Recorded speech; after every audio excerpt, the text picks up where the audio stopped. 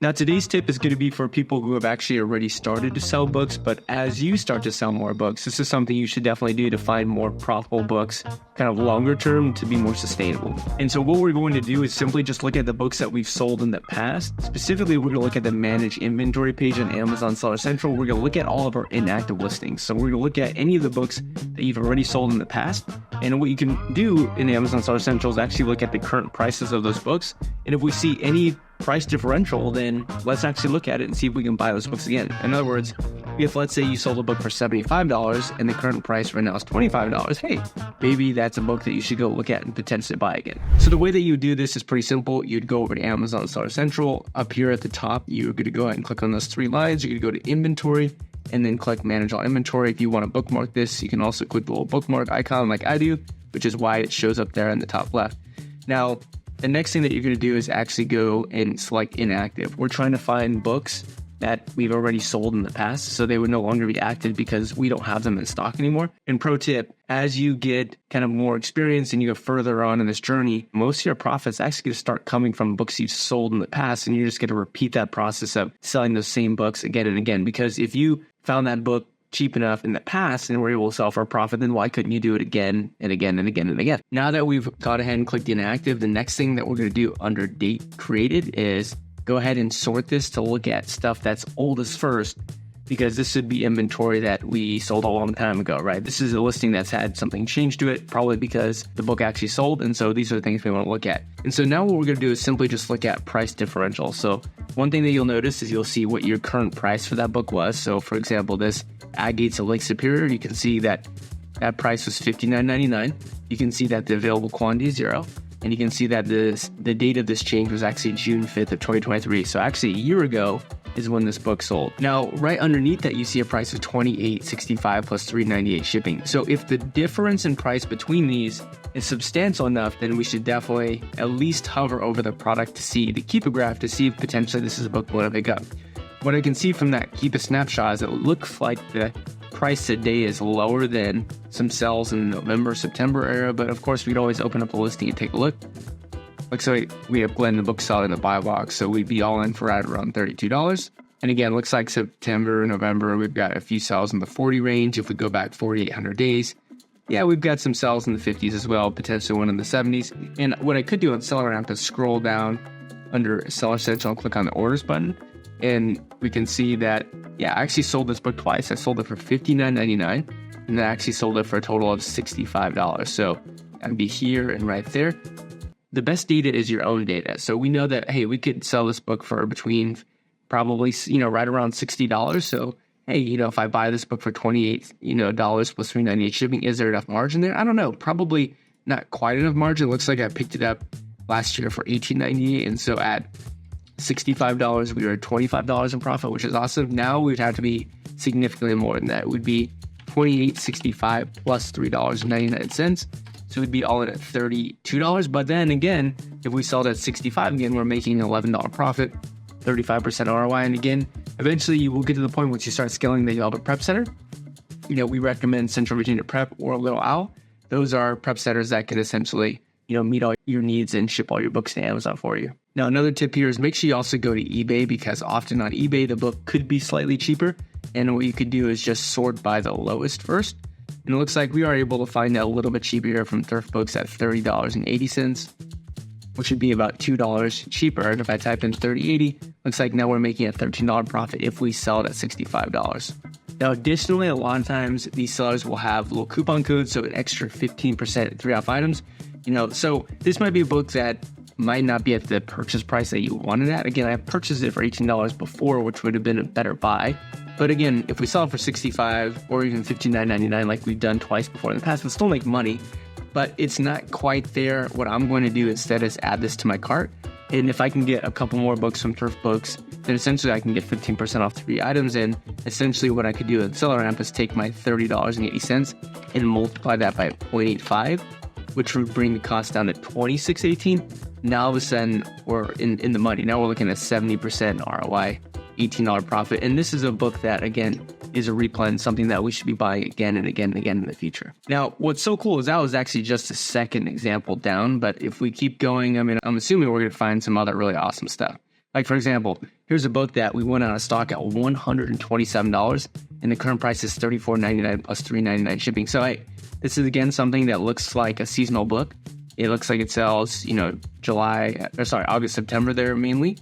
And this is an AP edition. This is actually a high school book. And not only that, it's actually an annotator's teacher's edition. Yes, it's okay to sell teacher edition books on Amazon as long as the listing is for teacher's edition. So don't sell a teacher edition on a student edition listing. Also don't sell a student edition on a teacher edition listing. But teacher's editions are awesome. I've got a couple of videos on my channel specifically for how to find teacher's editions, but I definitely make at least a couple $1,000s a year just selling teacher's editions. They're awesome. Now what we're gonna do again is look at the Keeper graph. It looks like we're down in the 30s. And last August, September, I mean, plenty of sales rank drops here. Kind of interesting how the used price went up and then down, up and down, up and down. But I can guarantee that some of these books were selling in that 70 range. Again, I can look at my orders page here on Amazon. And there you go. Looks like I did sell it a year ago, July 7th, for $127. So $127, I mean, if we're able to repeat that, I mean, that seems like a lot. Probably more than I probably should have sold it for. Looks like the purchase price right now is... This would be about $39, 38, 99 here, $38.99. So I mean that'd be a $58 profit, but we don't even need to sell it for $127. More realistically, I think looking at this past Keeper graph, selling it in the $75 range would probably be ideal. And again, we're looking at a 37% ROI there, a $14 profit. But again, the best data is your own data. We know that we have sold this for $120, and it's possible that it could do that. I mean, years previous, you can see that this book has sold for right around that and even higher. And again, you can go over to eBay, check to see if maybe there's any copies that are a little bit cheaper. Looks like we've only got a few offers that are significantly more expensive, but again, what I'm doing is just showing you that there's so much opportunity. You can even go through the books that you sold and potentially still make a lot of money. Now, right below that, you can see there's another book that we sold for $65. Looks like you can pick it up for $45. So not quite there. Here's a loose leaf that we can buy for $38. Looks like we sold it for $79. And again, you always want to go back and do your Keeper research. Make sure that the book is at a price point that you want to buy it at. But we can scroll down to the Keeper chart here. Looks like we've got that $38 price point. And yeah, this is clearly a seasonal book here in August, September. And even though the used price only got up to the 40s and 50s, I mean, the buy box was right around the 60s and 70s. And apparently I was able to sell it for that. Yeah, it looks like we sold it, again, July 7th for $79.99. So what's cool is we just found two books that have a lot of potential that were sold on the same day last year. Imagine if you did this for every single day. You potentially could have 2 or 3 or even 4 books every single day that you buy that are just replens. They're not even on a replen list. It's simply just coming from your Amazon Seller Central page. So we've got yet another book that looks great here. So $23.77. Looks like we sold it for $63. Looking at the Keeper graph, this looks really great, honestly. In July, September, we had sales in the 60s and 70s. Here in the 50s in January, and now it looks like we're a little bit lower. And wow, this is definitely a seasonal book. So look at this, everyone. Every single looks like August, September is when this book spikes. And what I love about this is it very frequently goes into a valley, very frequently gets low, and then goes right back up in price. So this is a book I should be tracking. It looks like I am tracking this, but I think there's a lot of potential here. August, September is right around the corner, so this is an example of a book that I would want to buy for $23.77. And I'd probably be aiming for right around that same price, $69.99 or $77. And look at that. We saw this for $69.99. $26 profit. Let's go and look at the orders page here. Whoa, it looks like we've actually sold this a number of times. And look at this again. This sale was on July 7th, so tons of opportunity here, everyone. $74, $68, $65. It was actually refunded. Actually, 2 of these were refunded, but eventually resold, and $61. So awesome books there as well. Now, the last book that I'm going to show you here is this a natural science book here. Looks like we sold it for $103. You can buy it for under $40 right now, which is awesome. I'm going to look at the Keeper graph here. Yeah, so the current price right around $40. This has plenty of sales in the 90s and 100s, and even well beyond 100 in the past 120s as well. So again, another book that has a lot of potential here. We can go to eBay to see if we can find it maybe a little bit cheaper. Look at this. You got $45 plus about, look at this one, $19.99 plus $4.87. Is that right? Yeah, this is a Natural Science of Cooking. That looks like the right author. Also looks like a hardcover to me. Yeah, everything here looks to me like it checks out. So imagine this, right? the current price is $37. Somebody who listed this on eBay said, you know what, I need to sell my copy. I'm going to list it for $20. And so this is absolutely a book that I'm going to check out on. It looks like we can buy this for $24.86. So we're going to type in $24.86, which is actually, I think, cheaper than what we bought it for in the first place. And if we can sell it, I mean, we don't even need to sell it for as much as we sold it for the past. By the way, how much did we sell this for in the past? Looks like we actually sold it twice for $103.94, actually on the same day, interestingly.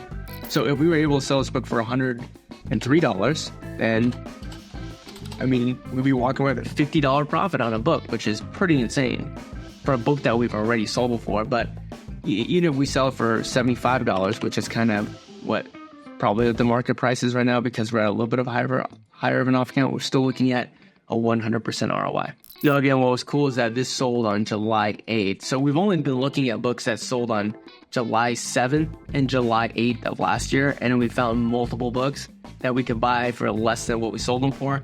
So I really hope you guys utilize this strategy in your Amazon game. And just want to let you know as well that if you're trying to find easier ways to source books on Amazon, easier ways to source books on Keepa, because I know Keepa can be quite challenging. Obviously, check out BookMine. It's the software that my good friend and I and business partner Victor Gallegos made. We have our own YouTube channel for BookMine.